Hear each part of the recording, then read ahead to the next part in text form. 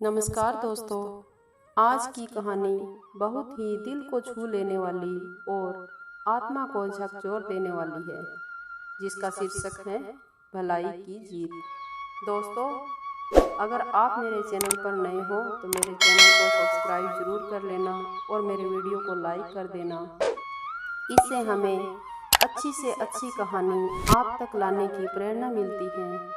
तो चलिए दोस्तों, सुनते हैं आज की कहानी। एक गांव में दो भाई रहते थे। एक भाई अमीर था, दूसरा भाई गरीब। अमीर भाई के पास तो किसी भी चीज़ की कोई कमी नहीं थी, पर छोटे और गरीब भाई के पास तो खाने के लिए 2 वक्त की रोटी भी नहीं थी।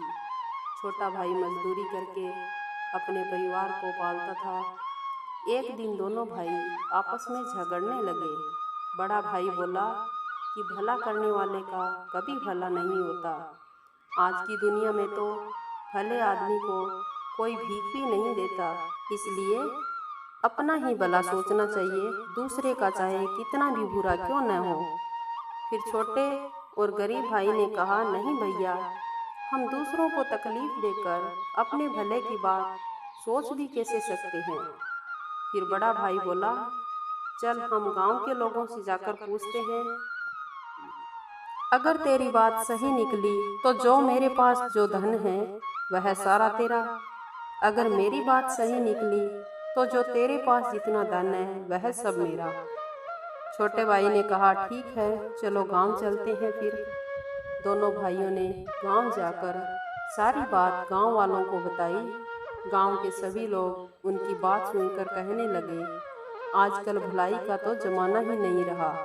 भलाई करने वाला तो भूख ही मरता है, और जो बुरे कर्म करने वाला व्यक्ति होता है वो हमेशा सुख भोगता है। अब छोटा भाई शर्त हार गया था और उसके पास जो जमीन का छोटा सा टुकड़ा था वह उसने शर्त के मुताबिक अपने बड़े भाई को दे दिया। अब उसकी हालात एक भिखारी जैसी हो गई थी। उसके बीवी और बच्चे भूख मरने लगे। अब तो उसको कोई उधार भी नहीं देता था। फिर वह एक दिन अपने बड़े भाई के घर जाता है, यही सोचकर कि शायद उसका अपना और सगा भाई है तो कुछ मदद जरूर करेगा।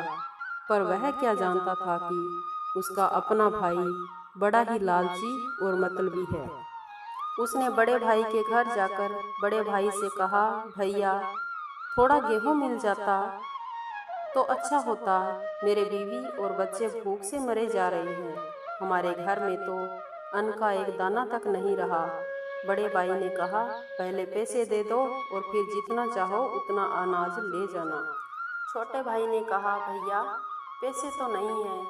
फिर बड़ा भाई बोला, तो अपनी एक आंख मुझे दे जाओ और अनाज ले जाओ। छोटे भाई ने सोचा, शायद बड़ा भाई है इसलिए मजाक कर रहा है, आंख थोड़ी न लेगा मुझसे।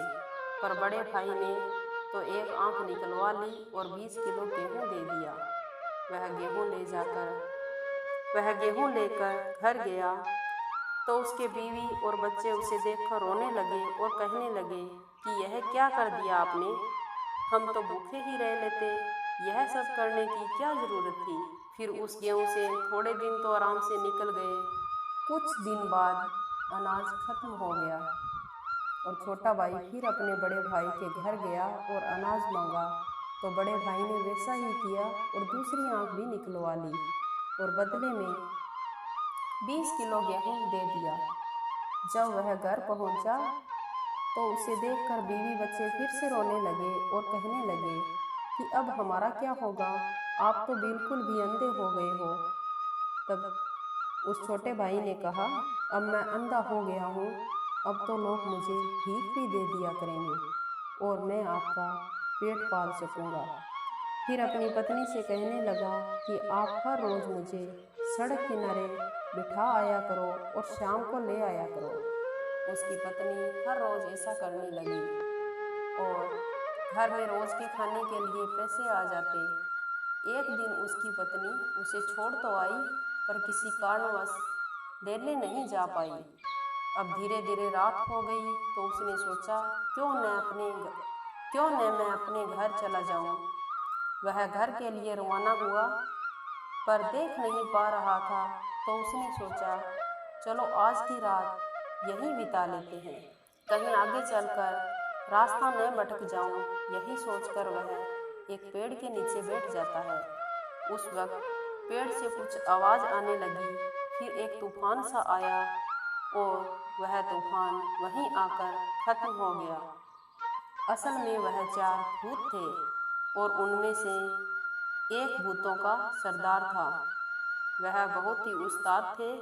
सभी आसपास कहीं चले जाते और महीने भर लोगों को सताते और 1 महीने बाद इसी पेड़ पर आकर आपस में चर्चा करते थे। तो उस दिन वह सभी वहां इकट्ठे हुए थे, क्योंकि महीने का अंतिम दिन जो था। भूतों के सरदार ने कहा, एक एक करके बताओ, आप लोगों ने इस महीने में क्या किया है। पहला भूत बोला, एक गांव में 2 सगे भाई रहते थे। उन दोनों में अच्छाई और बुराई का तर्क हुआ तो दोनों ने शर्त रखी और छोटा भाई शर्त हार गया। मैंने उसे अपने ही बड़े भाई के हाथों अंधा करवा दिया। सरदार बोला, बहुत अच्छा किया, अब वह अंधा ही बना रहेगा। पर वह क्या जाने कि इस पेड़ की ओस लगाने से उसकी आंखें वापस आ जाएगी। दूसरा बोला, मैंने एक गांव में जाकर उस गांव के सारे नदी, नाले, झरने, तालाब सब सुखा दिए। अब वह प्यास के मारे तड़प तड़प कर मर जाएंगे। उनके यहाँ दूर दूर तक कोई पानी नहीं है। भूतों का सरदार बोला, बहुत अच्छा किया, पर उन्हें क्या पता कि पहाड़ की तली से मिट्टी की परत हटाने से वहाँ पानी आ सकता है। तीसरा भूत बोला कि एक गांव में राजा की एक बेटी की शादी होने वाली थी और उनके घर खुशियाँ मनाई जा रही थी, पर मैंने राजकुमारी को गूंगा बना दिया, जिससे उसकी शादी रुक गई। सरदार बोला, वाह, बहुत अच्छा किया, पर उन्हें क्या पता कि इस पेड़ की लता को पीसकर पिला देने से वह ठीक हो जाएगी। फिर सरदार ने कहा, ठीक है, अब आप जाओ यहाँ से और 1 महीने बाद फिर से इसी जगह पर मिलेंगे। फिर से एक तूफान आया और वहाँ से चारों भूत गायब हो गए। तब तक सवेर हो चुकी थी। पेड़ के नीचे बैठे उस अंधे आदमी ने चारों भूतों की बात सुन ली और सबसे पहले ओस की बूंदें अपनी आंखों पर लगाई तो उसकी आंखें लौट आई। फिर उस पेड़ की लता ली और घर लौट गया। घर पर सभी उसको देखकर बहुत खुश हुए। अब तो आंखें भी वापस आ गई थी।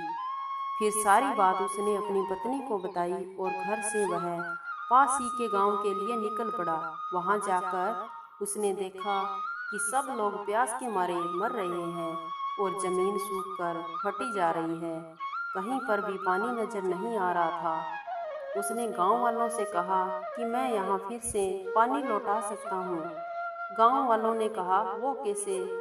तो फिर छोटे भाई ने पहाड़ के नीचे से मिट्टी की परत निकाली, तभी वहाँ पानी आ गया। वह कुएं, तालाब, झील सब भर गए।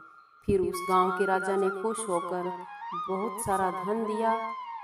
फिर वह पास ही के गांव में गया और राजा के महल में जाकर बोला, राजा जी, मैंने सुना है आपकी बेटी गूंगी हो गई है, पर मैं उसे ठीक कर सकता हूँ। फिर उसने उस पेड़ की लता को पीसकर राजकुमारी को पिला दिया और राजकुमारी फिर से बोलने लगी। राजा बहुत ही खुश हुए और राजा ने उसे खूब सारे सोने के सिक्के व रहने के लिए एक महल भी दिया। तो वह अपने परिवार सहित राजा जी के पास महल में रहने लग गया। इसी बात का पता जब बड़े भाई को लगा कि छोटा भाई है, उसकी आंख वापस आ गई है और उसके पास अब बहुत सारा धन भी हो गया है, तो उसके मन में लालच आ गया और सीधे जाकर छोटे भाई से माफ़ी मांग ली और दौलत का राज जानना चाहा। छोटे भाई ने सारी बात अपने बड़े भाई को बता दी। फिर धन का लोभी बड़ा भाई भी अपने छोटे भाई की बात सुनकर जंगल में उसी पेड़ के नीचे जाकर बैठ जाता है। फिर अचानक से वहाँ तूफान आया और भूतों की आवाज़ आने लगी। भूत कहने लगे कि जो कुछ किया कराया था वो सब नष्ट हो गया, जरूर किसी ने हमारी बातें सुन ली होगी। फिर भूतों ने अचानक उस बड़े भाई को पेड़ के नीचे बैठा देखा तो उसे मार दिया।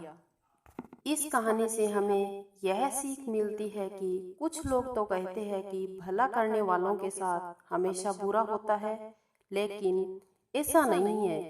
यह एक तुच्छ मानसिकता की सोच है। कर भला सो हो भला, भले का अंत भला ही भला। दोस्तों, अगर चैनल पर पहली बार आए हो तो मेरे चैनल को सब्सक्राइब जरूर कर देना और बेल आइकन को भी ऑल पर कर देना, ताकि हमारे अगली कहानी का नोटिफिकेशन आपको सबसे पहले मिल जाए।